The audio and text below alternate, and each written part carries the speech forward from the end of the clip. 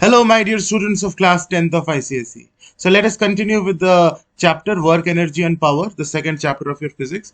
As I had told you that in the upcoming lecture, we will be starting with numericals. We will be discussing about numericals on the formulas which we have discussed so far.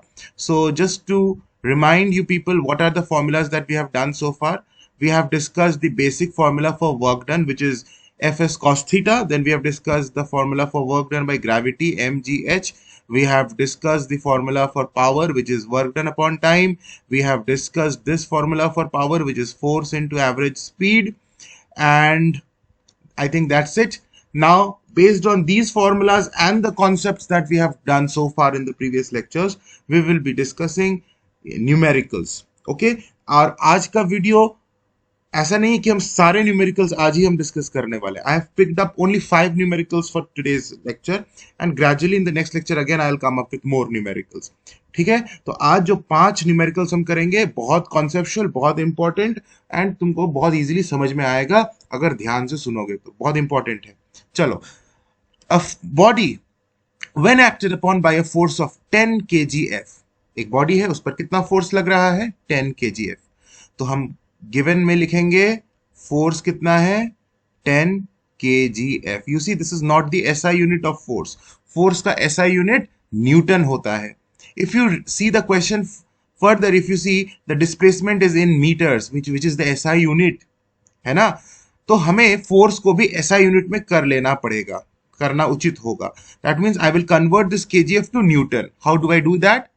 मैं g से multiply कर दूंगा. g मतलब acceleration due to gravity. whenever kgf is given and you want to convert it to newton, you have to multiply it with small g, acceleration due to gravity. g का value question में दिया हुआ है 10 newton पर kg. तो हम यहां पर इस 10 kgf को 10 से मल्टीप्लाई कर दिया, g से मल्टीप्लाई कर दिया, हमारा न्यूटन में कन्वर्ट हो गया. That means 100 Newton is the force. Simple. Now, when this force is applied on this body, the body gets displaced by 0.5 meter. So, displacement is 0.5 meter. Simple. Calculate the work done by the force when the displacement is in the direction of force. हमको क्या निकालना है? Work done, W निकालना है, लेकिन किस case में? When the displacement is in the direction of force. Now, पीछे देखो, हमने क्या पढ़ा था कि जब भी फोर्स और डिस्प्लेसमेंट के बीच का एंगल 0 डिग्री होता है, 0 डिग्री का मतलब हमने ये डिस्कस किया था ना case 1, when displacement is in the direction of force, यानी थीटा 0 डिग्री है, तो वर्क डन एफएस होता है. तो सिंपली हम यहाँ एफएस कर देंगे, यानी क्योंकि कॉस 0 तो 1 होता है. So F S cos theta, और थीटा का वैल्यू मतलब क्या है 0 है ना, cos 0 degree because displacement is in the direction of force. तो एफ इंटू एस, क्योंकि कॉस 0 डिग्री का वैल्यू 1 होता है. F is 100 newton, S is 0.5 metre. Simple. So 50 joules. हमने 100 न्यूटन लिया है, 0.5 मीटर लिया है. Both are SI units. Okay, Newton is the SI unit of force, metre is the SI unit of displacement. तो इसलिए हमारा जो वर्क डन आएगा वो भी जूल में आएगा, एसआई यूनिट में आएगा. Right? Simple. This is the answer of the first part of the question. Now, second part I am doing here. Second part says, calculate the work done when the displacement is at an angle of 60 degrees with the force. यानी हमारा theta 60 degrees है. Theta means the angle between force and displacement. वो 60 degrees है. तब हमें work done निकालना है. तो work done का फॉर्मूला तो वही है, fs cos theta, वही एक ही फॉर्मूला है. तो f के जगह हम 100 लिख रहे हैं, s is 0.5. इस बार cos थीटा मतलब cos 60 डिग्रीज, जिसका वैल्यू 1/2 होता है. And I hope you know that cos 60 is 1/2, क्योंकि अभी अगर क्लास 10th में ये याद नहीं है तो you have to learn it. तो ये कट गया, हमारा ये 50 आ गया and that is 25. 50 into 0.5 is 25. Unit is joules. Work done joule है. ओके, नंबर 3 क्या बोल रहा है? Calculate the work done by the force when the displacement is normal to the force. Normal का मतलब 90 डिग्री है थीटा. Normal means perpendicular. तो work done तो हमेशा 0 होगा ना जब 90 डिग्री थीटा है, क्योंकि cos 90 का value, cos theta means cos 90 का value 0. So f into S into 0, ultimately work done is 0. No work is done. तो ये तो हमने पढ़ भी लिया था. कंडीशंस फॉर वर्क डन, तुम्हें याद होगा, बहुत इंपॉर्टेंट टॉपिक मैंने बोला था। यहाँ देखो ये topic conditions for zero work done, उसमें सेकंड कंडीशन था कि when the displacement is normal to the direction of force that is theta 90 degree, the work done हमेशा जीरो ही होता है। और ये वही न्यूमेरिकल में भी हमने देख लिया। ठीक है, I hope things are very clear. Now moving to the next question. A boy of mass 40 kg, एक लड़का है, उसका मास कितना है 40 kg.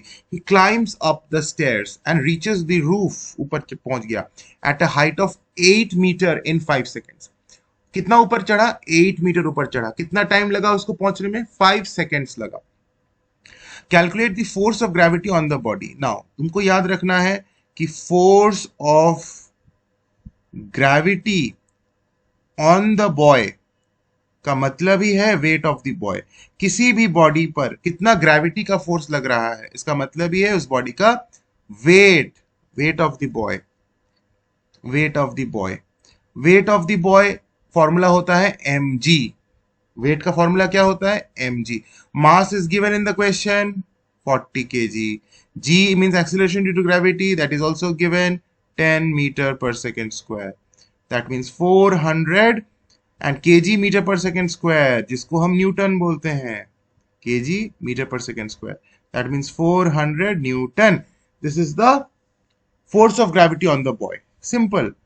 Force of gravity on the boy means weight of the boy, है ना। कितना फोर्स से उसको खींचा जा रहा है, ग्रेविटेशनल फोर्स के द्वारा, अर्थ के द्वारा। अर्थ कितना ग्रेविटेशनल फोर्स लगा रहा है बॉय पर, इसका मतलब ही है कि weight of the boy. Weight का मतलब क्या होता है, वेट का मतलब होता है the force by which the earth pulls any object towards itself, यानी वही force of gravity.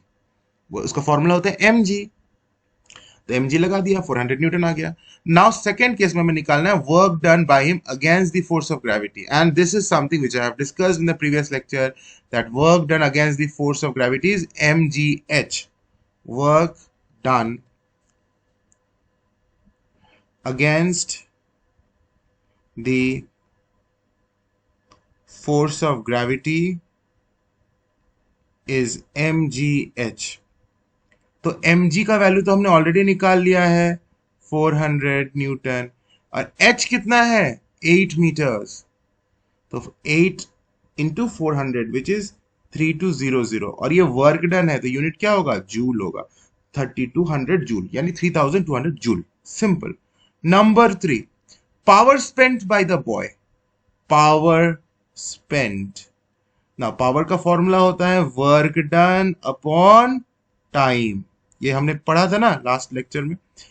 Work done हमारा निकल गया 3200 जूल, और कितना टाइम लगा इतना वर्क डन करने में, देखो 5 सेकेंड्स लिखा हुआ है क्वेश्चन में, 5 सेकेंड्स, दैट मीन्स इसको 5 से डिवाइड कर दो, नीचे 5 सेकेंड्स आ गया, इसको करोगे तो 640 जूल पर सेकेंड, जिसे हम वॉट बोलते हैं। What is the unit of power, ऐसा unit of power 640 watt. Simple, very easy. Next question, a man spends 6.4 kilojoules of energy in displacing a body by 64 meter in the direction in which he applies force। अच्छा, एक चीज मैं तुम्हें बता दूं कि energy और वर्क डन में कोई डिफरेंस नहीं है। वर्क डन का भी ऐसा यूनिट जूल होता है, एनर्जी का भी ऐसा यूनिट जूल होता है। तो जब हम न्यूमेरिकल कर रहे हैं, from the numerical point of view, energy and work are exactly the same thing. Numerical point of view से जितना वर्क डन होगा उतना एनर्जी है बॉडी में, या फिर जितना एनर्जी है बॉडी में उतना ही वर्क डन होगा। Simple. So a man spends how much amount of energy, 6.4 kilo joules of energy. इसका मतलब how much amount of work ही डज, वो दिया हुआ है। तुम बोलोगे सर एनर्जी दिया हुआ है, हाँ मैंने अभी भी क्या बोला, energy and work are same thing. अगर 6.4 किलो जूल एनर्जी है, यानी ये मैन ने कितना वर्क डन किया, 6.4 kilojoules of work has been done by spending 6.4 kilojoules of energy। Simple, जितना एनर्जी उतना ही वर्क डन। ओके, दोनों का यूनिट भी सेम। इसको ऐसा यूनिट में कन्वर्ट कर लेते हैं, किलो जूल का मतलब, किलो मतलब 1000 होता है, तो 6.4 into 1000 joule. Okay, simple, like you know ना, 1 kilometre means what, 1000 metre, kilo मतलब 1000, तो 6.4 किलो जूल मतलब 6.4 into 1000 joule. Simple. Now in displacing a body by 64 meter in the direction in which he applies the force, जिस direction में force लगा उसी direction में displacement हुआ। कितना डिस्प्लेसमेंट हुआ? 64 मीटर, यानी थीटा 0 है। यानी अगर हमें वर्क डन निकालना है तो सिंपली F इंटू एस करेंगे। अच्छा, कितना टाइम लग गया ये होने में? 2.5 सेकेंड्स, ये दिया हुआ है इन 2.5 seconds. Okay, number 1, calculate the force applied. तो वर्क डन का फॉर्मूला होगा एफ एस। कॉस थीटा भी लिख सकते हो, लेकिन कॉस थीटा लिखने की कोई जरूरत नहीं है, क्योंकि कॉस थीटा हमारे यहाँ पे 0 डिग्रीज है। कैसे 0 डिग्रीज है? क्योंकि the body is being displaced in the direction in which force is applied. तो कॉस 0 तो 1 होता है, so we simply write F S. Okay, we have discussed this in previous lecture also. तो F कितना है वो हमें निकालना है। एस कितना है? 64 मीटर्स। वर्क डन कितना है? इसको अगर सॉल्व करोगे तो 6400 जूल्स है ना। 6.4 इंटू 1000 इज 6400। तो 6400, तो फोर्स आ जाएगा ना, यहाँ काटो 64 वन जा, तो ये कट गया तुम्हारा 100 Newton. Force is 100 Newton. Simple. Number 2, the power spent in horsepower by the man. Previous slide को देखो जो हमने लास्ट क्लास में पढ़ा था। हॉर्स पावर का हमने डिस्कशन किया था। हॉर्स पावर एक यूनिट होता है पावर का, which is used in mechanical engineering, and simply you have to know this relation that 1 horsepower is 746 watt. 1 horsepower is 746 watt. Now coming to this question, first let us find out the power in watt. Watt means SI unit of power. तो power का formula होता है work done upon time. Sorry, यहाँ equal to sign होगा। Power का formula होता है work done upon time. So work done कितना है? 6400 जूल्स। टाइम कितना लगा इसको करने में? 2.5 seconds. Simple. Now when you solve this you will get 2560 watt. इसको सॉल्व करोगे तो 2560 जूल पर सेकेंड यूनिट है, यानी जूल पर सेकेंड को वॉट बोलते हैं। तो हमें मिल गया पावर कितना? 2560 वॉट। लेकिन हमें वॉट में तो आंसर नहीं देना है, हमें हॉर्स पावर में देना है। तो बहुत सिंपल सा रिलेशन है। क्या सिंपल सा रिलेशन है? हम जानते हैं 1 हॉर्स पावर इज 746 वॉट। यानी हम ये कह सकते हैं 1 watt is equal to 1 divided by 746 horse power. उल्टा, 1 हॉर्स पावर इज 746 वॉट, तो 1 watt is 1 upon 746 horse power. तो अगर 1 watt is 1 upon 746 horse power, तो 2560 watt is equal to 2560 upon 746 horse power. And इसको सॉल्व करेंगे, decimal में answer आएगा, घबराना नहीं है, 3.43 हॉर्स पावर आ गया हमारा पावर। जूल से हमने हॉर्स पावर में कन्वर्ट कर, वॉट से हमने हॉर्स पावर में कन्वर्ट कर लिया। वॉट में पहले निकाला आंसर और वॉट को फिर हमने हॉर्स पावर में कन्वर्ट कर लिया। कैसे कन्वर्ट किया? 746 से डिवाइड करके, क्योंकि 1 हॉर्स पावर 746 वॉट होता है। इसका मतलब 1 वॉट 1 अपॉन 746 हॉर्स पावर होता है। तो हमने 2560 वॉट को 746 से डिवाइड किया, तो हमें आंसर मिल गया इन हॉर्स पावर 3.43। है ना हलवा जैसा क्वेश्चन, कुछ भी नहीं है, बड़ा इजी सा क्वेश्चन है। Now a weight lifter lifted a load of 200 kgf। कितना लोड उठाया? How much amount of load he raises? 200 kgf। यानी इसको अगर हम न्यूटन में कन्वर्ट करेंगे, तो मैंने बोला था ना kgf को g से मल्टीप्लाई करो तो न्यूटन में कन्वर्ट हो जाएगा। मींस 2000 न्यूटन का लोड उठाया गया। How much amount of load is being raised? 200 kgf into 10 newton, है ना, क्योंकि 200 kgf into 10 newton per KG G से मल्टीप्लाई कर दिया, दैट मीन्स 2000 न्यूटन। इतना लोड उठाया गया।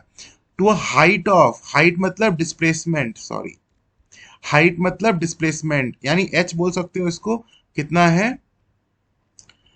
इतना। Okay, and in 5 seconds, time 5 seconds. एक चीज ध्यान दो, यहां पर जो हमने इसको, और मैं सिंप्लीफाई करके लिखता हूं, अगर हमारा लोड 200 kgf है, तो क्या हम बोल सकते हैं मास 200 kg है? क्या बोला जा सकता है? Yes, mass is 200 kg and therefore forces या फिर वेट इज 200 kgf। मास में कन्वर्ट करेंगे तो एफ हटा देंगे, 200 kg है, तो मास मैंने लिख दिया 200 kg, एच हाइट दिया हुआ 2.5 मीटर, टाइम 5 सेकेंड्स, और जी का वैल्यू दिया हुआ है 10 newton per KG. No doubt, very simple, ये गिवन डेटा है। द वर्क डन, अभी हमें निकालना है सबसे पहले वर्क डन। देखो, वर्क डन का फॉर्मूला होता है mgh, क्योंकि इसे हम ऊपर उठा रहे हैं, तो वर्क डन बाय ग्रेविटी या फिर अगेंस्ट ग्रेविटी हम बोल सकते हैं, एंड वो फॉर्मूला है mgh। ये फॉर्मूला कैसे आया? ये fs cos थीटा से ही आया है। ये कोई अलग सा फॉर्मूला तो है नहीं. We have discuss the derivation of F S cos theta से M G H. You see कहाँ से एम जी एच, ये एम जी एच का जो डेरिवेशन हमने किया था वो तो एफ एस कॉस थीटा का ही यूज किया, कोई नया फॉर्मूला नहीं, कोई अलग सा फॉर्मूला नहीं है. Okay, previous lecture, I hope you have watched the previous lecture. अगर नहीं देखे हो तो लिंक नीचे दिया हुआ है प्लेलिस्ट का, वहां से देख लेना. चलो, तो M G H mass we know 200 grams, I mean K G. G we know 10 newton per K G. H we know 2.5 metres. तो पूरे इसको हम सॉल्व करेंगे तो हमें आ जाएगा 5000 joules. Unit of work is joule, ऐसा यूनिट इज जूल. सेकेंड में हमें निकालना है power developed by him. Power का फॉर्मूला होता है work done upon time. Work done है 5000 जूल. टाइम कितना है 5 सेकेंड्स. काटोगे तो 1000 वॉट आ जाएगा. Simple. Next question. A machine raises a load of 750 Newton through a height of 16 meters in 5 seconds. कितना amount का लोड उठाया गया है? लोड कितना उठाया गया है? 750 न्यूटन. यानी ये हमारा फोर्स है जिस फोर्स को उठाया गया है. 750 न्यूटन. कितना हाइट? 16 meters. कितना टाइम लगा? 5 seconds. Calculate the energy spent by the machine. देखो, energy spent by the machine यानी तुम्हें एक चीज मैंने अभी थोड़ी देर पहले बताया था ना कि एनर्जी और वर्क डन में न्यूमेरिकल में कोई डिफरेंस नहीं है.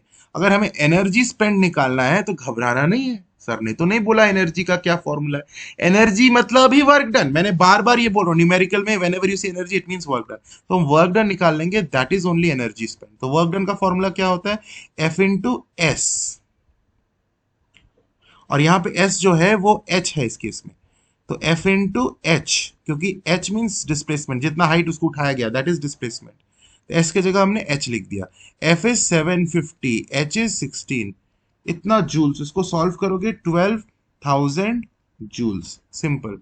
हमें दूसरे केस में निकालना है power of the machine. If it is 100% efficient, मतलब there is no loss of power. तो पावर का फॉर्मूला सिंपली होता है work done upon time. Work done है 12,000. टाइम कितना लगा? 5 सेकेंड, है ना. इसको सॉल्व करोगे तो 2400 यूनिट हो जाएगा. S I unit of power which is what. Simple.